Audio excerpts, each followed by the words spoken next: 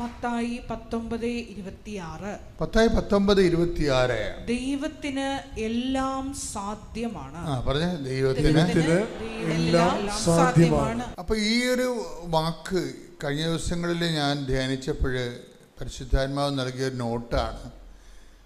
ദൈവത്തിന് എല്ലാം സാധ്യമാണ്. അതിവിടെ മാത്രമല്ല, ലൂക്ക 1:37 പറയുന്നുണ്ട് അല്ലേ? ലൂക്ക 1:37 സ്തുതിക്കട്ടെ. ഹല്ലേലൂയ ഹല്ലേലൂയ ഹല്ലേലൂയ ഹല്ലേലൂയ യേശുവേ നന്ദി. Hallelujah hallelujah hallelujah hallelujah hallelujah 1:37. ദൈവത്തിന് ഒന്നും അസാധ്യമല്ല. ദൈവത്തിന് ഒന്നും അസാധ്യം അല്ല. അപ്പൊ ഇവിടെ ഒരു പ്രശ്നം കിടക്കണമെന്ന് വെച്ച് കഴിഞ്ഞാല്, പരിശുദ്ധാത്മാവ് കഴിഞ്ഞ ദിവസം എന്നോട് സൂചന തന്നത് ദൈവത്തിന് എല്ലാം സാധ്യമാണ്. പക്ഷേ സാധ്യമാണെന്ന് വിചാരിച്ചുകൊണ്ട് എല്ലാം ലളിതമല്ല, സിമ്പിളല്ല എന്ന്. അത് ഭയങ്കര സീരിയസ് ജ്ഞാനമാണത്. അതെന്താ കാര്യം ലളിതമല്ലെന്ന് പറയാൻ, സിമ്പിളല്ലെന്ന് പറയാൻ കാരണം, സിമ്പിൾ ആയിരുന്നെങ്കിൽ, എന്തുകൊണ്ടാണ് സിമ്പിൾ അല്ലാത്തതിൻ്റെ കാരണം വെച്ചാൽ ദൈവത്തിൻ്റെ നീതിബോധമാണ്. മനസ്സിലായില്ലേ? എല്ലാം ഇപ്പം നിങ്ങൾ പഠിച്ചില്ലേലും മറ്റവൻ്റെ കോപ്പി അടിച്ചാൽ ജയിക്കുമെന്നുണ്ടെങ്കിൽ എന്ത് സിമ്പിളാ. കോപ്പി അടിച്ചാലേ അടുത്ത് നിൽക്കണവൻ്റെ പരീക്ഷയിൽ നിന്ന് കോപ്പി അടിച്ചാൽ ജയിക്കുമെങ്കിൽ എന്ത് സിമ്പിളാ. പഠനമത്ര സിമ്പിളല്ല, പരീക്ഷ ജയിക്കണത്ര സിമ്പിളല്ല. കാര്യം എന്താണ്? പഠിച്ചിട്ട് തന്നെയാണ് ജയിക്കേണ്ടത്. അതോടെ നീതിയുണ്ട് എൻ്റെ അടുത്ത്. എല്ലാ കാര്യത്തിലും നീതിയുണ്ട്. ശരിക്കും ദൈവ പൈതലിന് നീതി പൈതലെന്നാണ് ബൈബിൾ വിളിക്കുന്നത്. നീതി പൈതൽ എപ്പോഴും ഓർത്തേക്കണം. ഈ കവനൻ്റ് ആൻഡ് നീതി പൈതൽ ബന്ധമുള്ളതാണ്. അപ്പോൾ നിങ്ങളിങ്ങനെ നീതി പൈതലെന്ന് ചിലപ്പോൾ കേട്ട് കാണത്തില്ലായിരിക്കും. അതായത് കഴിഞ്ഞ ദിവസങ്ങളിൽ ഇവിടെ ജോസ്ന ആൻ്റണി എന്നും പറഞ്ഞൊരു മോൾ സാക്ഷ്യം പറഞ്ഞു. അവളാണ് ഈ നീതി പൈതൽ പറയണത് ആദ്യമായിട്ട്. ഇപ്പോഴത്തെ ആൾക്കാരുടെ സാക്ഷ്യങ്ങളൊക്കെ കേട്ട് കഴിഞ്ഞാലേ പണ്ടത്തെ സാക്ഷ്യമൊന്നുമല്ല. ആൾക്കാരൊക്കെ ഈ കവനൻ്റെ തലക്കടിച്ചിട്ട് ദൈവവുമായിട്ട് ജീവിച്ചിട്ട് മാതാവിൻ്റെ അറ്റപ്പറ്റ ജ്ഞാനത്തിലേക്കാണ് ഈ ആൾക്കാർ പോണത്. നീതി പൈതൽ. ഇവൾക്കുള്ള പ്രശ്നം വെച്ച് കഴിഞ്ഞാൽ, ഇവളെ നീതി പൈതലും ദൈവം വിളിക്കാൻ കാരണം, ഇവളെ ഒന്ന് ശ്രദ്ധിക്കട്ടെ മക്കളെ.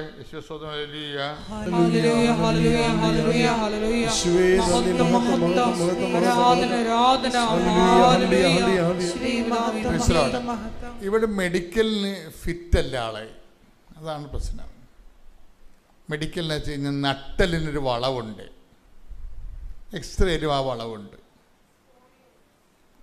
അപ്പോൾ അങ്ങനെ വന്നപ്പോഴേ ഇനി ഇവൾക്ക് കയറിപ്പോണമെന്നുണ്ടെങ്കിൽ മൂന്നാമത്തെ മെഡിക്കൽ വരണം. ആ മെഡിക്കലിന് പോകാൻ നേരത്ത് ജോസ്ന ആൻ്റണി പരിശുദ്ധാത്മാവ്, ഈ പരിശുദ്ധാത്മാവ് നിറയുമ്പോൾ ഉണ്ടാകുന്നൊരു ഗുണം, ഈ വേൾഡ്ലി ആയിട്ടുള്ള വിഷയങ്ങളിൽ നിന്ന് നമ്മളെ തെറ്റിച്ചിട്ട് ആധ്യാത്മികത ആ ഒരു റേഞ്ചിലേക്ക് നമ്മളെ കൊണ്ടുവരും. അപ്പോൾ ജോസ്ന മെഡിക്കലിൽ നിൽക്കുകയാണ്. അവളുടെ ലൈഫ് ഒന്നെങ്കിൽ സ്ഥലം നോയാകാൻ പോവുകയും, ഒന്നെങ്കിൽ അവൾ രക്ഷപ്പെട്ട് കയറിപ്പോവും, അല്ലെങ്കിൽ ഇതിനാലെ അവളുടെ ജീവിതം ഒടുങ്ങും. അപ്പോൾ ലാസ്റ്റ് ഓപ്ഷനിൽ നിൽക്കുമ്പോൾ ഇവൾ പറയുന്ന ഒരു ജ്ഞാനമുണ്ട്. കർത്താവേ, ഞാൻ എൻ്റെ ജീവിതത്തിൻ്റെ ലാസ്റ്റ് തിരഞ്ഞെടുപ്പ് നിൽക്കുകയാണ്. ചിലപ്പോൾ ഞാൻ മെഡിക്കലിനെ തോക്കും, ഞാൻ ഔട്ടാവും. ചിലപ്പോൾ ഞാൻ മെഡിക്കലിനെ ജയിക്കും, ഞാൻ കയറിപ്പോവും. പക്ഷെ ഒരു കാര്യം, നമ്മൾ തമ്മിലൊരു ധാരണ വേണം.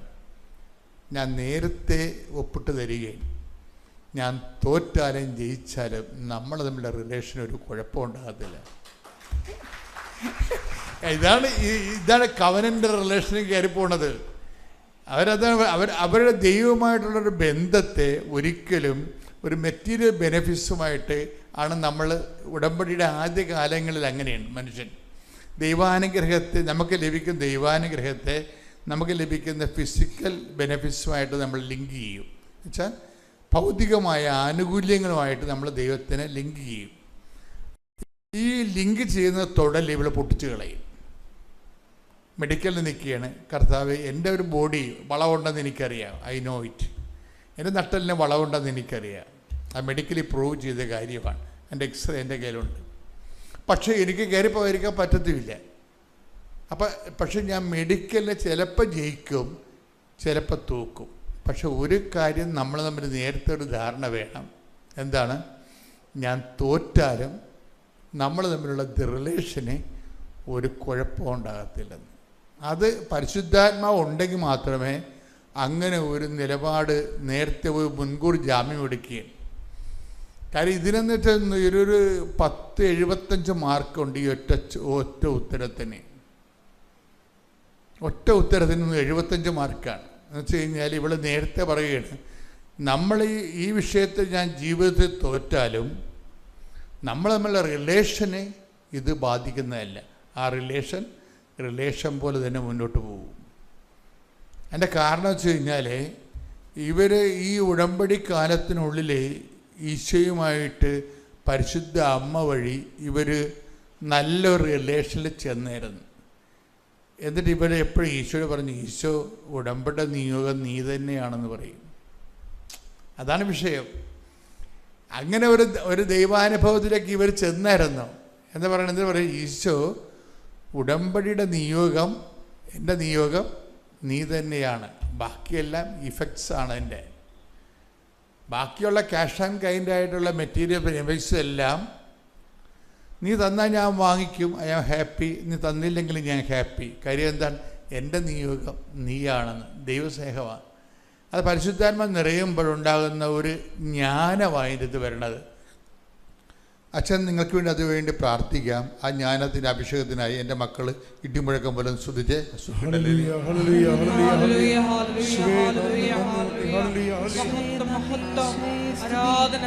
കർത്താവിന്റെ ഉന്നതമായ നാമത്തിന് സ്വസ്ഥം ചെയ്യുന്നു.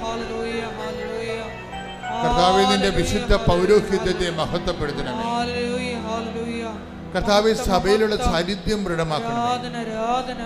39 വർഷം ഞാൻ അർപ്പിച്ച കൃപാനയുടെ യോഗ്യതയാൽ കൃപാസ്ഥാനത്താറെ ജീവനോടെ പ്രത്യക്ഷപ്പെട്ട പരിശുദ്ധ അമ്മയുടെ പ്രത്യക്ഷയുടെ ശക്തിയാൽ യേശു ക്രിസ്തുവിൻ്റെ നാമത്തെ ഏറ്റവും വലിയ സ്വത്തായിട്ട് കാണുവാനും അത് എല്ലാം നഷ്ടപ്പെട്ടു, അത് നേടിയിട്ടുണ്ടെങ്കിൽ എല്ലാം നേടിയ പോലുള്ള ആന്തരിക ജ്ഞാനത്താലങ്ങളുടെ മക്കളെ അഭിഷേകം ചെയ്യണമേ. ശ്രുതിക്കട്ടെ. ഹല്ലേലൂയ.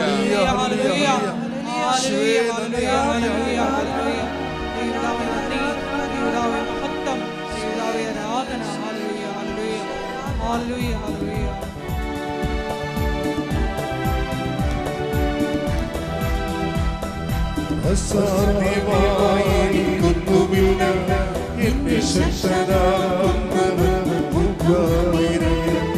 അസാധ്യമായിരിക്കുന്നുമില്ല എന്റെ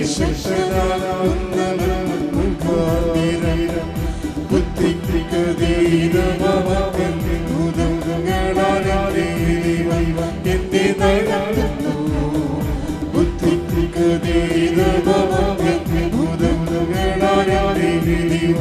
എന്നെ നടത്തുന്നു.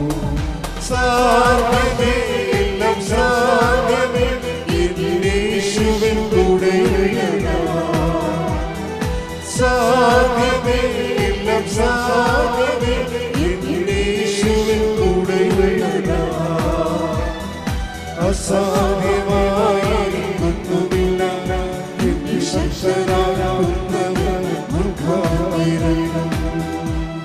പരിശുദ്ധമായ ഈ അൾത്താരയിൽ വന്ന് സാക്ഷ്യം പറയാൻ എന്നെ സഹായിച്ച, ഞങ്ങളുടെ കുടുംബത്തെ സഹായിച്ച അമ്മ മാതാവിനും തിരുക്കുമാറിനും 1000 നന്ദി. എൻ്റെ പേര് നിഷ, ഇത് എൻ്റെ ഹസ്ബൻഡ് ജെയിംസ്, 2 മക്കൾ എഡ്വിൻ, മരിയ. ഇതെൻ്റെ മമ്മി മിനി. മമ്മി ഓൾറെഡി ഉടമ്പടിയിലാണ്. ഞാൻ ആദ്യമായി ഉടമ്പടി എടുക്കുന്നത് ഓൺലൈനായിട്ടാണ്. 26 ജൂൺ 2022 ഞാൻ സൗദിയിൽ നേഴ്സായിട്ട് വർക്ക് ചെയ്യുകയായിരുന്നു. അത് കഴിഞ്ഞ് റിസൈൻ ചെയ്ത് ഹസ്ബൻഡ് ബഹ്റൈനിൽ വർക്ക് ചെയ്യുന്ന സമയം ഹസ്ബൻഡിൻ്റെ അടുത്ത് വിസിറ്റിംഗ് വിസയ്ക്ക് അങ്ങനെ പോയി. അപ്പോൾ ഒരു ജോബിന് വേണ്ടി ട്രൈ ചെയ്യുന്ന സമയത്ത് വേണം OET നോക്കാമെന്ന് വിചാരിക്കുന്നു. അപ്പം OET പ്രിപ്പയർ ചെയ്തുകൊണ്ടിരിക്കുന്ന സമയത്താണ് വെറുതെ ഓൺലൈനായിട്ട് ഇങ്ങനെ യൂട്യൂബ് സ്ക്രോൾ ചെയ്യുന്ന സമയത്ത് ഒരു ഉടമ്പടി സാക്ഷ്യം കാണുന്നു. OET ഇങ്ങനെ ഉടമ്പടി എടുത്ത് പാസ്സായി. അതിൻ്റെ ഫലമായിട്ട് ഞാനും വന്ന് ഓൺലൈൻ ഉടമ്പടി എടുക്കുകയാണ്. അങ്ങനെ എഴുതി വെച്ച് പ്രാർത്ഥിച്ചു 4 മൊഡ്യൂളിനും B ഗ്രേഡ് കിട്ടണമെന്ന്. അങ്ങനെ പക്ഷേ ഞാൻ പ്രിപ്പയർ ചെയ്യുന്നതിനേക്കായി കൂടുതൽ പ്രാർത്ഥിച്ചാണ് ഒരുങ്ങിയത്.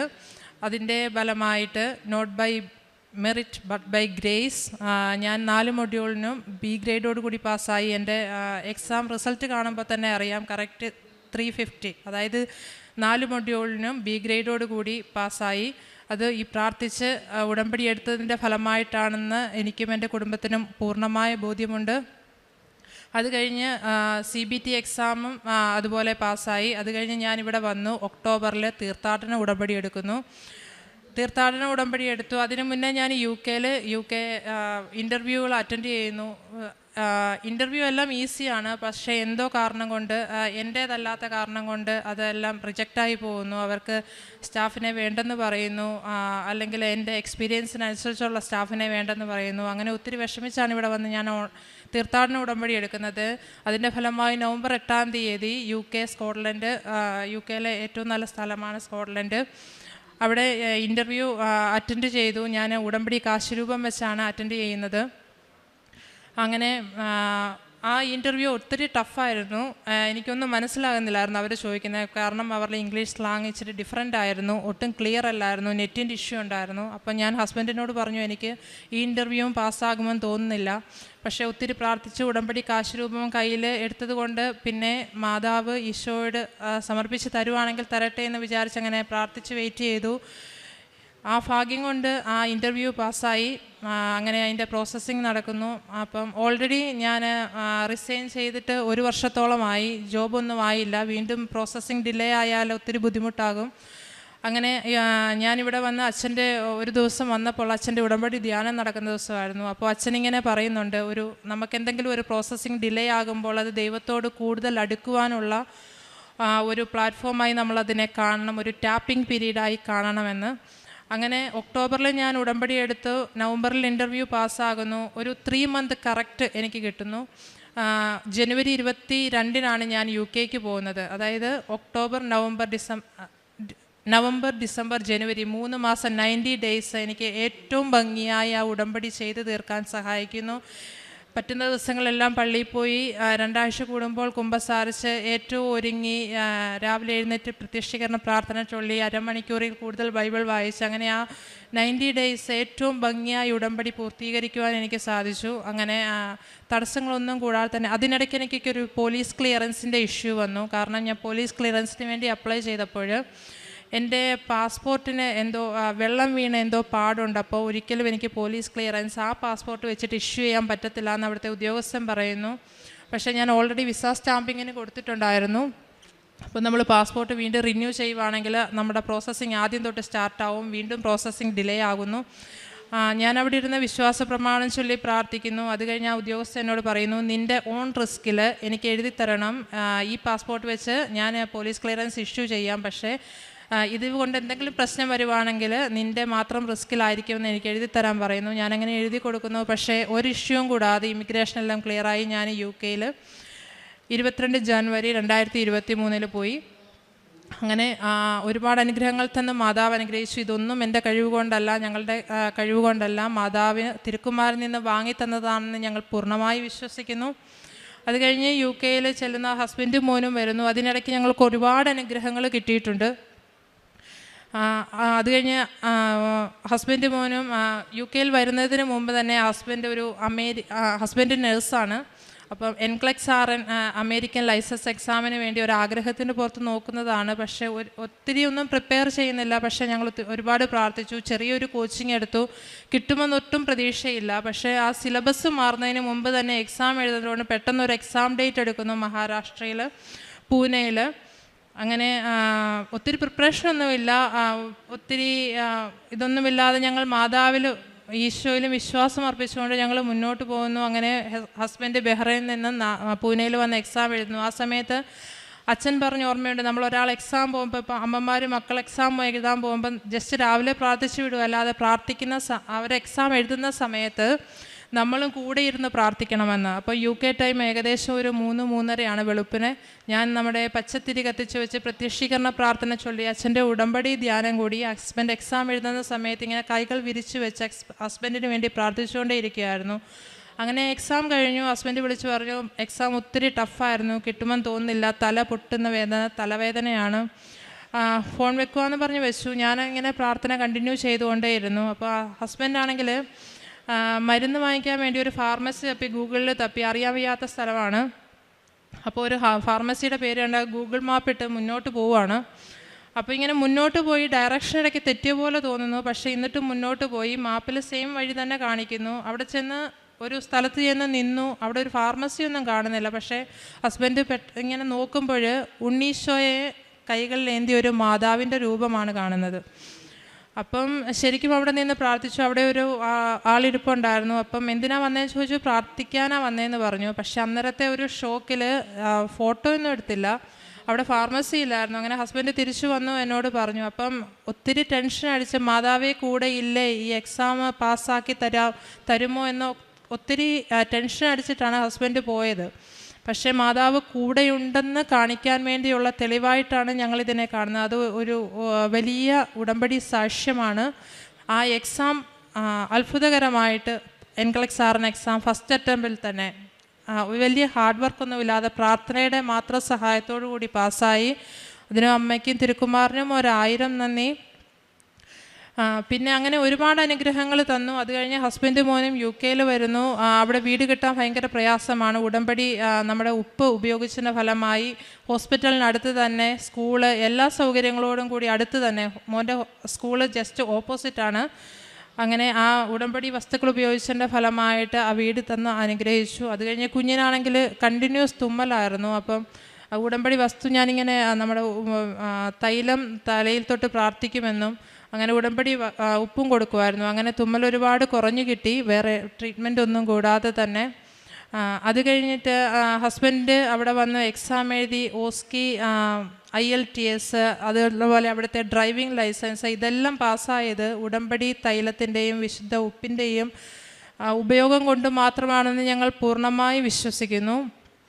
അത് കഴിഞ്ഞിട്ട് ഞങ്ങൾക്കൊരു മോനെ ഉണ്ടായിരുന്നുള്ളൂ. അപ്പം ഞങ്ങൾ ആദ്യമായിട്ട് UK ഞങ്ങൾ ഒരുമിച്ച് നിൽക്കുന്നത്. അതുവരെ 3 പേര് 3 സ്ഥലത്തായിരുന്നു. മോൻ നാട്ടിൽ മമ്മിയുടെ കൂടെ, ഹസ്ബൻഡ് ബഹ്റിനിലും, ഞാൻ സൗദിയിൽ, അങ്ങനെയൊക്കെ ആയിരുന്നു. അപ്പോൾ UK ഞങ്ങൾ ഒരുമിച്ചെത്തി. അപ്പോൾ രണ്ടാമതൊരു കുഞ്ഞിനെ കൂടി ആഗ്രഹിച്ചു. അപ്പോൾ ഞങ്ങൾ ട്രൈ ചെയ്തു. ആദ്യത്തേത് എന്താ കാരണമെന്നറിയില്ല, ബ്ലീഡിങ് ആയി, മിസ്കാരേജ് ആയിപ്പോയി. അപ്പോൾ ഞങ്ങൾ ഒരുപാട് വിഷമിച്ചു. അത് കഴിഞ്ഞ് അവിടുത്തെ ട്രീറ്റ്മെൻറ്റ് ഡോക്ടേഴ്സ് പറഞ്ഞു വീണ്ടും 3 മാസം കഴിഞ്ഞ് വീണ്ടും ട്രൈ ചെയ്യാം. അങ്ങനെ ഉടമ്പടി വസ്തുക്കൾ ഉപയോഗിച്ചു, വിശുദ്ധ തൈലം തേച്ച് പ്രാർത്ഥിക്കുന്നു. അത് കഴിഞ്ഞ് സെപ്റ്റംബർ മാസം മാതാവിൻ്റെ ജന്മത്തിരുന്നാളിൻ്റെ മാസം 8 നോയമ്പിൻ്റെ മാസം 8 ദിവസവും എൻ്റെ നൈറ്റ് ഡ്യൂട്ടി കഴിഞ്ഞിട്ട് ഞാൻ വന്ന് 8 ദിവസം മുടങ്ങാതെ വിശുദ്ധ കുർബാന സ്വീകരിച്ചു. ആ മാസം തന്നെ സെപ്റ്റംബറിൽ തന്നെ പ്രഗ്നൻസി ടെസ്റ്റ് പോസിറ്റീവാണെന്ന് കാണിക്കുന്നു. അത് കഴിഞ്ഞ് ഞങ്ങളിങ്ങനെ പ്രാർത്ഥന തുടർന്നുകൊണ്ടേയിരുന്നു. ഒത്തിരി കോംപ്ലിക്കേഷൻസ് ബാക്ക് പെയിൻ ആയിട്ടും റിബ് പെയിൻ ആയിട്ടും ഒക്കെ ഉണ്ടായിരുന്നു. എൻ്റെ ഡ്യൂ ഡേറ്റ് ജൂൺ 2 പറഞ്ഞിരുന്നത്. പക്ഷേ മാതാവിൻ്റെ വണക്കമാസം തന്നെ, അമ്മ തന്ന കുഞ്ഞാണെങ്കിൽ എനിക്ക് മാതാവിൻ്റെ വണക്കമാസം തന്നെ കുഞ്ഞിനെ തന്ന് അനുഗ്രഹിക്കണമെന്ന് പ്രാർത്ഥിച്ചു. അങ്ങനെ മെയ് 18 ഒരു പെൺകുഞ്ഞിനെ തന്ന് മാതാവും തിരുക്കുമാറും ഞങ്ങളെ അനുഗ്രഹിച്ചു. അതുപോലെ UK ട്രീറ്റ്മെൻ്റ് എന്ന് പറയുന്നത് നമുക്ക് പെട്ടെന്നൊന്നും അഡ്മിറ്റാകാൻ പറ്റില്ല. UK ഉള്ളവർക്കറിയാം. നമ്മൾക്ക് ഇപ്പം ചെറിയൊരു പെയിൻ വന്നാലോ കൺട്രാക്ഷൻ വന്നാലോ അവർ വെയിറ്റ് ചെയ്യുക, അവർ ഒബ്സർവ് ചെയ്യാം എന്നൊക്കെ പറയുള്ളൂ. അങ്ങനെ ഞങ്ങൾ ഒത്തിരി ടെൻഷൻ അടിച്ചിട്ടാണ് UK നിന്നത്. എല്ലാവരും ഞങ്ങളോട് പറഞ്ഞു നാട്ടിൽ പോയി ഡെലിവറി ചെയ്താൽ മതി. പക്ഷേ ഞങ്ങൾ പ്രാർത്ഥിച്ച് അവിടെ തന്നെ നിന്നു. ഉടമ്പടി വസ്തുക്കൾ ഉപയോഗിച്ചായിരുന്നു. മെയ് 18 ഒരു ഞായറാഴ്ചയാണ്. അധികം തിരക്കൊന്നുമില്ലാത്ത ഒരു ദിവസം രാത്രിയിൽ ഇങ്ങനെ കൺട്രാക്ഷൻ വരുന്നു. ഹോസ്പിറ്റലിൽ വിളിച്ചപ്പോൾ അവർ പറഞ്ഞു ജസ്റ്റ് പെയിൻ മെഡിസിൻ തരാം, ഹോസ്പിറ്റലിലേക്ക് വന്നാൽ മതി എന്ന് പറഞ്ഞു. അപ്പം ഞങ്ങൾ അഡ്മിറ്റാകാനൊന്നുമല്ല, ജസ്റ്റ് പെയിൻ മെഡിസിന് മാത്രമായിട്ട് ഹോസ്പിറ്റലിലേക്ക് പോയി. ഒരു തിരക്കുമില്ലായിരുന്നു അവിടെ. അപ്പം അവർ പെയിൻ മെഡിസിൻ തന്നു. അപ്പോൾ കൺട്രാക്ഷൻ ചെറിയ രീതിയിലേ ഉള്ളൂ, സെർവിക്സിൻ്റെ ഡയലറ്റേഷൻ ഒന്നുമില്ല. അവർ പറഞ്ഞു വീട്ടിലേക്ക് പൊക്കോളാം, ജസ്റ്റ് ഡോക്ടർ വന്നൊന്ന് കണ്ടിട്ട് പോയാൽ മതി. ഞങ്ങൾക്ക് ഭയങ്കര ടെൻഷനായി. കാരണം ഞങ്ങളുടെ വീടിൻ്റെ അവിടുന്ന് ഹോസ്പിറ്റലിലേക്ക് ഏകദേശം 1/2 മണിക്കൂറോളം ദൂരമുണ്ട്. അപ്പം വീട്ടിൽ ചെല്ലുമ്പോൾ എന്തെങ്കിലും സംഭവിച്ചാലോ എന്തെങ്കിലും കോംപ്ലിക്കേഷൻ വന്നാലോ പെട്ടെന്ന് നമുക്ക് എത്തുക സാധ്യമല്ല. അപ്പം ഉടമ്പടി കാശ് രൂപ എൻ്റെ കയ്യിലുണ്ട്. ഹസ്ബൻഡും കൂടെ നിന്നിങ്ങനെ പ്രാർത്ഥിച്ചുകൊണ്ടേ ഇരിക്കുകയാണ്. പെട്ടെന്ന് ഫ്ലൂയിഡ് ലീക്കാവുന്നു. അവർ സെർവിക് ഡയലറ്റേഷൻ നോക്കുന്നു. ഞങ്ങൾ രാവിലെ 8:30 ഹോസ്പിറ്റലിൽ എത്തുന്നത്. 3 മണിക്കൂറിനുള്ളിൽ, അതായത് 11:30 മുന്നേ തന്നെ ഒരു കോംപ്ലിക്കേഷനും കൂടാതെ നോർമൽ ഡെലിവറിയുടെ ഒരു പെൺകുഞ്ഞിനെ തന്നെ അനുഗ്രഹിച്ചു. അത് ഏറ്റവും വലിയ അത്ഭുതമാണ്. കാരണം UK അങ്ങനെയൊന്നും ഞങ്ങൾ ഫ്രണ്ട്സിൻ്റെ അടുത്ത് ആരും പറഞ്ഞു കേട്ടിട്ടില്ല. അത്രയും വേഗത്തിലൊരു ഡെലിവറി. അവിടുത്തെ നോക്കുന്ന നഴ്സുമാരും ഞങ്ങളോട് പറഞ്ഞു, ഇത് ഒന്നും അറിയാത്ത പോലെ ജസ്റ്റ് വന്നു പോകുന്ന ഒരു രീതിയായിപ്പോയി. ഒരുപാട് അനുഗ്രഹം മാതാവ് ആ ദിവസങ്ങളിൽ ഞങ്ങൾക്ക് തന്നിട്ടുണ്ട്. അന്ന് തന്നെ ഡിസ്ചാർജ് ആകാമെന്ന് പറഞ്ഞതാണ്. പിന്നെ ഞങ്ങൾ റിക്വസ്റ്റ് ചെയ്ത് പിറ്റേ ദിവസം രാവിലെ ഒരു കുഴപ്പവും കൂടാതെ ഞങ്ങൾ കുഞ്ഞിനെയും കൊണ്ട് ഡിസ്ചാർജായി വീട്ടിലേക്ക് വന്നു. അതിനുശേഷമാണ് എൻ്റെ പേരൻസ് UK വന്നത്. ആ സമയം ഞങ്ങൾ ഒരുപാട് ടെൻഷൻ അടിച്ച സമയമായിരുന്നു. പക്ഷേ മാതാവിൻ്റെ തിരുക്കുമാരൻ്റെ അത്ഭുതകരമായ ഒരു സംരക്ഷണ ബലം ഞങ്ങളുടെ കൂടെയുണ്ടായിരുന്നു. ഇതാണ് ഞങ്ങളുടെ ഏറ്റവും വലിയ സാക്ഷ്യം. ഇതുപോലെ ഒരുപാട് ചെറുതും വലുതുമായ ഒരുപാട് അനുഗ്രഹങ്ങൾ ദൈവം തന്നിട്ടുണ്ട്. ഇതിനെല്ലാം അമ്മ മാതാവിനും തിരുക്കുമാറിനും 1000 നന്ദി പറയുന്നു. ഞങ്ങൾ ചെയ്യുന്ന കാരുണ്യ പ്രവർത്തികൾ എന്ന് പറഞ്ഞാൽ അവിടെ UK ചാരിറ്റി പ്രവർത്തനങ്ങൾ പൈസയായിട്ട് എല്ലാ മാസവും അങ്ങനെ കൊടുക്കാറുണ്ട്, അല്ലാതെ ഡ്രസ്സുകളായിട്ട് കൊടുക്കാറുണ്ട്, അല്ലാതെ ഉടമ്പടി സാക്ഷ്യങ്ങൾ ഷെയർ ചെയ്യാറുണ്ട്. പിന്നെ നമ്മൾക്ക് പറയുന്ന ആൾക്കാരോട്, നമ്മുടെ ഫ്രണ്ട്സിനായാലും എന്തെങ്കിലും ഒരു ചെറിയ ബുദ്ധിമുട്ട് വന്നാൽ പോലും ഞങ്ങൾ പ്രാർത്ഥിച്ചോളാം. മറ്റുള്ളവർക്ക് വേണ്ടി പ്രാർത്ഥിക്കാൻ തുടങ്ങുന്നത് തന്നെ പ്രാർത്ഥിക്കാറുണ്ട്. പക്ഷേ ഒരു പേര് പറഞ്ഞ വിഷയം വെച്ച് പ്രാർത്ഥിക്കാൻ തുടങ്ങിയത് ഉടമ്പടി ജീവിതത്തിലോട്ട് വന്നതിന് ശേഷമാണ്. ഞാനിവിടുന്ന് തീർത്ഥാടന ഉടമ്പടി 90 ദിവസം എടുത്തെങ്കിലും പിന്നീട് ഓരോ 3 മാസം കൂടുന്തോറും ഓൺലൈൻ ഉടമ്പടി കണ്ടിന്യൂസ് ആയിട്ട് പുതുക്കിക്കൊണ്ടിരിക്കാറുണ്ട്. പക്ഷേ ഇപ്പോൾ കുഞ്ഞ് ആയിക്കഴിഞ്ഞാൽ പിന്നെ ഒരു ചെറിയ ഡിലേ വന്നിട്ടുണ്ടെങ്കിലും പ്രാർത്ഥനയിൽ മുന്നോട്ട് പോകുന്നുണ്ട്.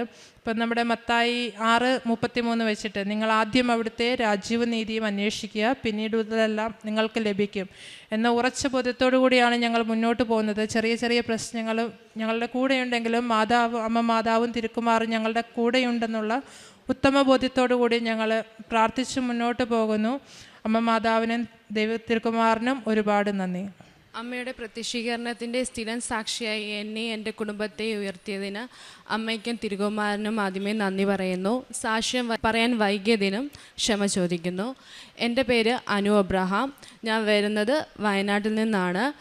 ഞാൻ ആദ്യമായി കൃപാസനത്തിൽ വരുന്നത് 2023 സെപ്റ്റംബർ 30 ഞാൻ 2019 തൊട്ട് എനിക്ക് കൃപാസനത്തെ പറ്റി അറിയാം. ഞാൻ വരാൻ ഒരുപാട് ആഗ്രഹിച്ചിട്ടാണ് ഇവിടെ എത്തിയത്. പക്ഷേ എനിക്ക് ഒരു 2-3 കൊല്ലം എടുത്തു ഞാൻ ഇങ്ങോട്ട് വരാൻ. കാരണം മാതാവ് വിളിക്കാതെ ഇങ്ങോട്ട് ആർക്കും വരാൻ പറ്റില്ല. അത് തന്നെയായിരുന്നു അതിൻ്റെ റീസൺ. അങ്ങനെ ഞാൻ ബേസിക്കലി നേഴ്സാണ്. ഞാൻ 2023 എനിക്ക് ഇനി നാട്ടിൽ നിൽക്കണ്ട, ഇനി പുറത്തോട്ട് എങ്ങോട്ടേലും നോക്കാം എന്നൊരു ഒരാഗ്രഹം വന്നു. അങ്ങനെ ഞാൻ പുറത്തോട്ട് നോക്കാനുള്ള, എനിക്ക് എന്തെടുക്കണമെന്ന് ആദ്യം അറിയില്ലായിരുന്നു. എൻ്റെ യോഗ്യതകൾ എനിക്ക് നന്നായി അറിയാം. അതിലുപരി എൻ്റെ ആ യോഗ്യതകൾ എനിക്ക് നന്നായിട്ട് അറിയാമായിരുന്നു. OET വേണോ അതോ ഇനി എന്തെങ്കിലും സൗദി അങ്ങനെ എന്തെങ്കിലും നോക്കണോ? ഞാൻ മാതാവിനാണ് അതിൻ്റെ ഓപ്ഷൻ കൊടുത്തത്. എനിക്ക് ഒരു ഏജൻസി ത്രൂ സൗദിക്കൊരു വേക്കൻസി വന്നു. ആദ്യം ഇൻ്റർവ്യൂ ആയിരുന്നു. ഇൻ്റർവ്യൂ ഓൺലൈനായിരുന്നു എനിക്ക് നടന്നിരുന്നത്. ഫസ്റ്റ് അന്നത്തെ ദിവസം രാവിലെ തൊട്ടേ ഞാൻ സിസ്റ്റത്തിൻ്റെ മുന്നിലായിരുന്നു. എനിക്ക് ഉച്ചയായിട്ടും എനിക്കെന്നെ വിളിച്ചില്ല. ആ സമയം ഞാൻ ജസ്റ്റ് ഒന്ന് മയങ്ങിപ്പോയി. അപ്പം ആ മയക്കത്തിൽ എന്നോട് മാതാവ് എന്ന് പറഞ്ഞു, ഈ ഇൻ്റർവ്യൂ തീർന്നു എന്ന്. ഞാൻ പെട്ടെന്ന് ഞെട്ടി. എണീറ്റപ്പോൾ എൻ്റെ ഏജൻസി എന്നോട് പറഞ്ഞു, നിൻ്റെ ഇൻ്റർവ്യൂ തീർന്നു. അപ്പോൾ എനിക്ക് മാതാവിൻ്റെ പ്രസൻസ് അതിനകത്ത് മനസ്സിലായി. അപ്പം അങ്ങനെയാണ് ഞാൻ ഇൻ്റർവ്യൂവിന് ശേഷമാണ് കൃപാസനത്തിലോട്ട് ആദ്യമായിട്ട് വരുന്നത്. കൃപാസനത്തിൽ വരുന്നതിൻ്റെ തലേന്ന് ഒരു അത്ഭുതം നടന്നു എൻ്റെ ജീവിതത്തിൽ.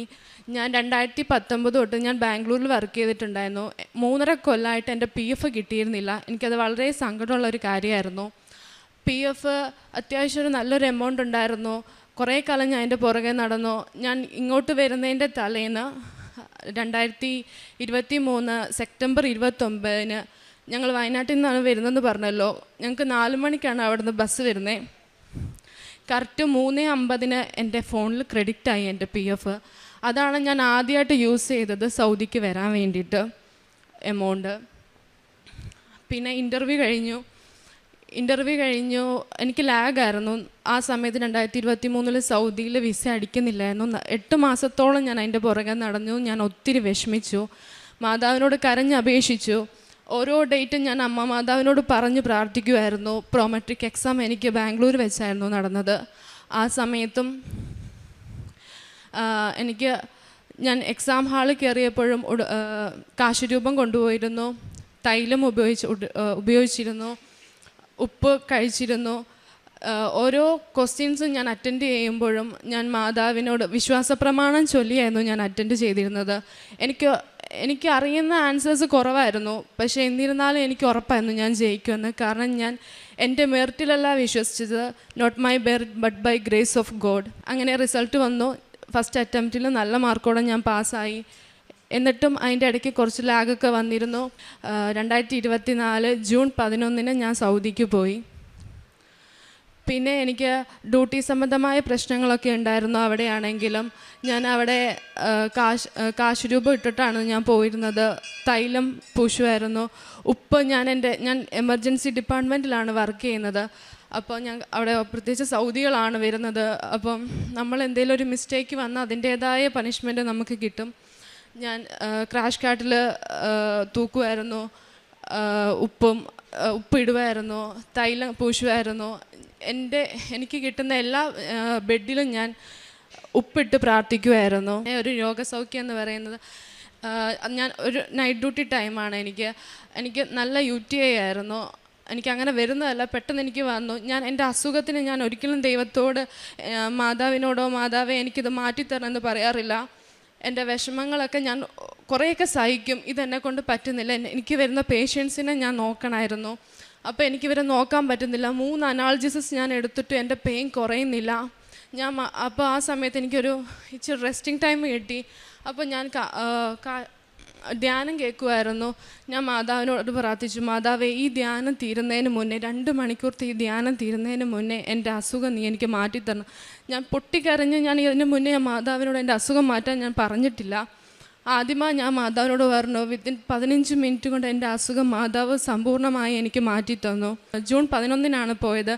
ഞങ്ങൾ ജൂൺ 10 ഞങ്ങൾ കൃപാസനത്തിൽ വന്നിരുന്നു മാതാവിനെ കണ്ട് നന്ദി പറയാൻ, ഉടമ്പടി പുതുക്കാൻ. പക്ഷേ വൈകിയാണ് ഞങ്ങൾ വന്നത്. അതുകൊണ്ട് തന്നെ ഞങ്ങൾക്ക് ഉടമ്പടി എടുക്കാൻ പറ്റിയിരുന്നില്ല. ഞാനൊരു CSIക്കാരിയാണ്. ഞാനിപ്പോഴാണ് എൻ്റെ കല്യാണം ഈ ഇടയ്ക്കാണ് കഴിഞ്ഞത്. ഇപ്പോഴാണ് ഞാൻ കത്തോലിക്കയിലോട്ട് വന്നത്. അപ്പോൾ എനിക്ക് കൊന്ത ചൊല്ലാനൊന്നും അറിയില്ല, അതിലുപരി മടിയുമായിരുന്നു. അപ്പം സ്റ്റീഫൻ അച്ഛൻ എന്നോട് പറഞ്ഞു, സ്റ്റീഫൻ അച്ഛനെ കണ്ടിരുന്നു. അച്ഛൻ എന്നോട് പറഞ്ഞു, മാതാവ് നിന്നോട് പറയുന്നുണ്ട് കൊന്ത ചൊല്ലണമെന്ന്. അതിനുശേഷം ഒരു ദിവസം പോലും മുടക്കാതെ ഞാൻ കൊന്ത ചൊല്ലുവാൻ മാതാവ് എന്നെ സഹായിച്ചു. സമ്പൂർണ്ണ ബൈബിൾ വായിക്കുവാൻ മാതാവ് എന്നെ സഹായിച്ചു. മാതാവിൻ്റെ സുഗന്ധാഭിഷേകം കിട്ടിയിട്ടുണ്ട്. ആദ്യമായി കിട്ടുന്നത് ഞാൻ ആദ്യമായിട്ട് ഇവിടെ വരുന്ന ദിവസമായിരുന്നു. പിന്നീട് ഞാൻ സൗദിക്ക് പോകുന്നതിൻ്റെ തലേന്ന് ഇവിടെ വന്നിരുന്നെന്ന് പറഞ്ഞല്ലോ, അന്നാണ്. എനിക്ക് പിന്നെ കിട്ടിയത് ഇന്നാണ്. മാതാവിൻ്റെ പ്രസൻസ് എന്നും എൻ്റെ കൂടെ തന്നെ ഉണ്ട്. മാതാവ് എൻ്റെ കൂടെ, ഞാൻ മാതാവിനെ ഉപേക്ഷിച്ചാലേ ഉള്ളൂ, മാതാവ് ഒരിക്കലും എന്നെ ഉപേക്ഷിക്കില്ല എന്ന് എനിക്ക് നന്നായി അറിയാം. മാതാവിൻ്റെ പ്രസൻസും ഈശോപ്പയുടെ പ്രസൻസും എന്നും എൻ്റെ കൂടെ ഉണ്ട്. പിന്നെ ഇതെൻ്റെ ഹസ്ബൻഡാണ്. ഞങ്ങളുടെ കല്യാണം ഈ ജനുവരി 19 കഴിഞ്ഞു. ഈശോയ്ക്കും അമ്മ മാതാവിനും 1000 നന്ദി. പിന്നെ എൻ്റെ പ്രേക്ഷിത പ്രവർത്തനം എന്ന് പറയുന്നത്, ഞാൻ പത്രം കൊടുക്കുമായിരുന്നു. വരുന്ന എൻ്റെ മുന്നിൽ നിന്ന് ചോദിക്കുന്നവർക്ക് ഞാൻ എങ്ങനെയും എൻ്റെ കയ്യിലുള്ള പൈസ എങ്ങനെയെങ്കിലും ഞാൻ ഒപ്പിച്ചു കൊടുക്കുമായിരുന്നു. ഒരുപക്ഷെ ചിലപ്പോൾ കടവായിട്ടായിരിക്കാം, ചിലപ്പോൾ എൻ്റെ കയ്യിൽ ഇല്ലെങ്കിൽ പോലും ഞാൻ എൻ്റെ അവസ്ഥ ഞാൻ നോക്കാതെ മറ്റുള്ളവർക്ക് വേണ്ടി ഞാൻ കൊടുക്കാൻ ഞാൻ തയ്യാറായിരുന്നു. ഉടമ്പടി ധ്യാനം ഞാൻ എല്ലാ ആഴ്ചയും കേൾക്കാൻ, ആ ആഴ്ചവട്ടത്തിൽ തന്നെ തീർക്കാൻ ശ്രമിക്കാറുണ്ട്. ഡെയിലി ബ്രെഡ്, ജോസഫ് അച്ഛൻ്റെ ഡെയിലി ബ്രെഡ് ഞാൻ ഡെയിലി കൂടുമായിരുന്നു. ഇത്രയൊക്കെയാണ് ദൈവം തന്നത്, അമ്മ തന്ന എല്ലാ അനുഗ്രഹങ്ങൾക്കും എൻ്റെ കുടുംബത്തിൻ്റെ ഒരുപാട് നന്ദി.